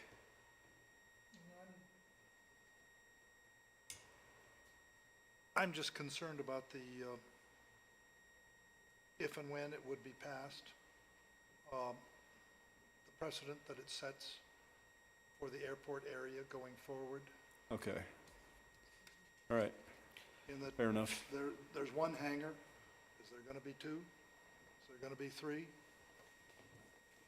Okay. We're talking 20, 30 years down the line, somebody else is gonna come along and wanna put their own private hangar out there. Okay, let's keep in mind, it's not a private hangar, but, yes. I have a concern that 1 month might not be sufficient time to gather all the information and all the other stakeholders, like with the state. Well, we can shoot for the next meeting, and if we don't have the stuff gathered, we would just postpone it again to the next meeting, if that's okay with Whitney, yeah. Steve, just for the public's sake, it might be better to, if we don't feel like that's enough time, maybe we set it for the July meeting or something. The people know when it's gonna be. Okay, would you be okay with that, both of you, just move it to July? Or, I'm happy with that, but I feel like we always try to do things in a speedy way. And is it fair to the applicant to say, now we're going to push this back 2 months, which means actually 3 months before it goes to city council? So what's our timeline on acting on a CUP? I don't think there is one anymore. We used to have a limit on that, but I think we Did removed they that. do away with it? Okay. Yeah, but I mean, I don't know, some of the stuff, if you guys are just looking for a copy of the lease, I mean, whatever your list of stuff is, that shouldn't be too hard to provide that in a month, right? So if there's some of the things that you guys want that are gonna take more time, I just haven't heard anything yet that's gonna take a lot of time to compile probably. Okay. I'll let my motion stand as it is, with the idea that it can be postponed if there's something that's, like, for instance, if the state really wants to be here, and Angie, perhaps, our city attorney, would like the state to be involved, and she cannot communicate with them, should that be necessary. That, to me, would be a reason to move it another month out. All right, I tend to agree with you on that.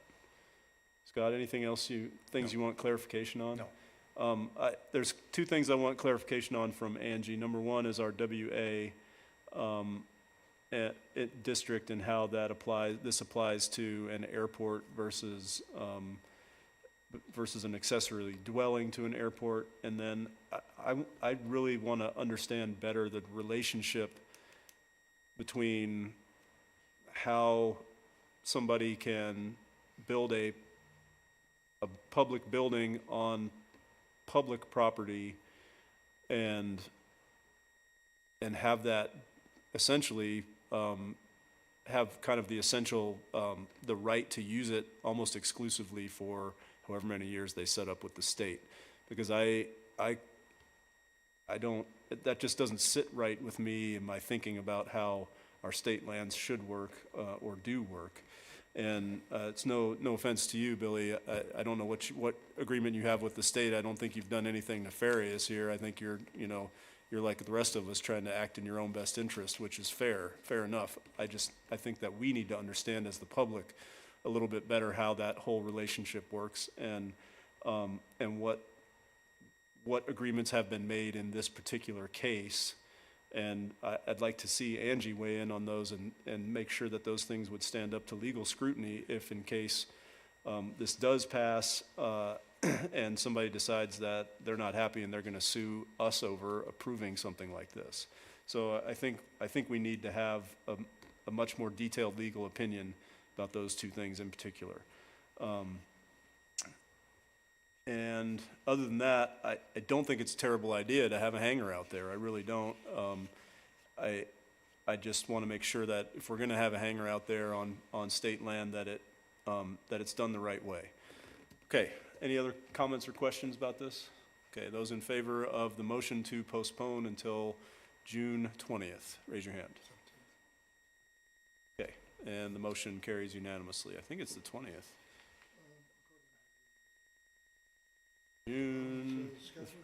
The third Thursday is June 20th. Okay. Thank you all for coming. Appreciate your time tonight. Last thing on our agenda is WZTA 24-01, a request by the City of Whitefish to amend the city code, water quality protection, and this one is Dave. Yeah, good evening.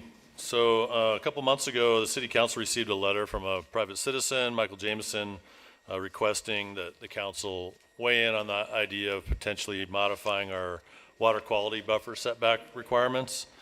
And after deliberation on that, the council did direct staff to bring forward some amendments in that regard, so that what you're seeing before you is us responding to a city council direction. And so currently, within the water quality buffers on Whitefish River, they only permit viewing structures and gazebos up to 100 square feet without a permanent foundation. And so these changes would allow a detached, unoccupied accessory structure up to 120 square feet. So just slightly expanding that, because that's a typical shed size, and with exemptions is 120 square feet, to be placed in a buffer, provided all other types of permits could be obtained, including like a Conservation District 310 permit, floodplain permit. Floodplain typically require buildings to be anchored and fastened so they don't flow downstream during floods, and so having a requirement that they not have a foundation goes contrary to what you could get permitted with a floodplain permit. So that's another reason for this potential change. Anything that would be in the lakeshore zone is already regulated under our code, so we don't allow any structures within 30 feet of the high water elevation. So this really only applies along the Whitefish River. So the proposed amendment would just be fairly minor. Instead of calling it viewing structures in that section, we just made it much more generic and said accessory structures, but we added language to make it clear that that structure could not be occupied. So it'd just be used for a storage shed or something to store your paddle boards or kayak in, or it could be a gazebo, but provided it's no greater than 120 square feet and it gets all its permits. So it's just a slight minor change to our stream, lake, and wetland buffers and setback requirements. Staff feels like it meets all of our other requirements, and we do recommend approval. I'm glad to answer any questions. Any questions for Dave? One of the easiest applications I've seen in a while. You have a question? Okay. No questions? Well, we have to have a public hearing first. So we'll open the public comment at this point if you're here to speak on this matter. Joe, do you have any comments for this one? Okay, all right. Not seeing anyone else, I will close the public hearing and ask the board for a motion. I'll make a motion to approve ZTA. WZTA 24-01 as presented by the staff. Hey. I'll second. Okay, it's moved by Toby, seconded by Whitney. And any further comment on this? Those in favor, raise your hand. Opposed? Okay, it does pass unanimously. And that brings us to good and welfare. Any matters from the board? Matters from the board? No. Any matters from staff? Just a reminder, we've been having our visiting sessions. We haven't had very many people from the planning board or community development board show up at those. Encourage you, other than Toby, I know Phil showed up at one. How But many showed up at the armory? 21, about 21 people. It's a pretty small turnout. The next one's going to be at the high school. It'll probably be a lot more people there just because a lot more people live in that area because it's basically the downtown avenues, all that stuff. So we're expecting a pretty good turnout next Thursday at the high school cafeteria, 6 p.m. My sincere apologies. I have been sick for 3.5 weeks, and that is why I've missed both of the first two. Yes, I finally am feeling a little better, but it is tentative. Go to the next one because I plan to go. It was kind of my understanding that they wanted us to go to the one that was in our district. Yeah, I mean, that's not the other fine. ones. It's just, it's helpful if you go and just participate and Sure. kind I of didn't get to listen to what realize that people we are were- doing. Certainly, at the minimum, show up for the one that's in your district. If you want to come to more, that's great too. You bet. Well, one meeting I went to was great. Last week, Thanks. Okay, any other matters from staff? I was just going to say, we have nothing on the June agenda, but now we do. But you are going to have a work session. Well, I will ahead of not, time. okay. Work session ahead of time. Yes. So Economic development. Okay. For the economic development piece of the growth policy. Okay. A poll of board members available for the next meeting. I will not be able to be here for that meeting, that Thursday night. I will be out of town. Anybody else that knows you will not be here on the 20th? Okay, and I'll do my best to find a suitable fill-in, whether it's Frank or Ben. Don't sound so disappointed that you'll be here. I will probably have a rehearsal for the Festival Amadeus. Okay, I'll figure out something. okay. All right, just a motion to adjourn and we're out of here. So moved. Motion to adjourn? Okay. And Second. We are adjourned. Thank you, everybody.